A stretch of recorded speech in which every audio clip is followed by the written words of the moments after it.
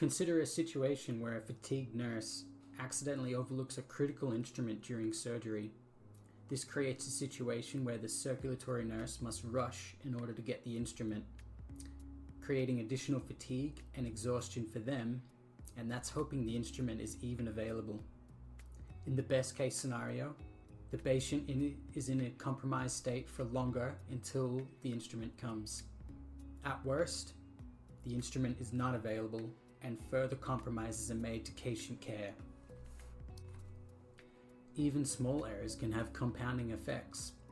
Another example, such as a patient coming in for a biopsy, but the wrong patient identifier stickers were supplied in the medical chart. This may result in a specimen being labeled incorrectly and may result in a patient not receiving the appropriate diagnosis and therefore treatment they require. This may result in a patient having to come back for another surgical intervention or receiving a barrage of very broad treatment modalities that are less effective. The key risk factors for developing fatigue in the perioperative environment that have been identified so far are the long working hours, the sleep deprivation, the high stress, the irregular work schedules, the mental and physically demanding tasks, and poor work-life balance.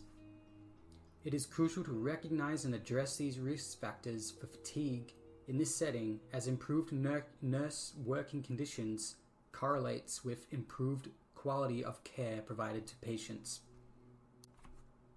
Signs of fatigue can be quite obvious, such as yawning, nodding off, difficulty staying awake during work hours, but they can also be more subtle, such as headaches, muscle soreness, slower reaction times, forgetfulness, lapses in concentration, irritability, and mood swings.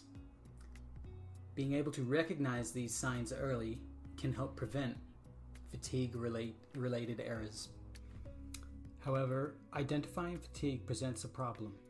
Not only is it highly subjective, individuals may not even be aware that they're experiencing it until an error is made.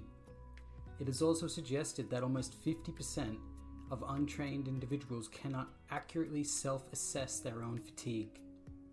And so the reliability or validity of fatigue assessment scales may be questionable for untrained individuals.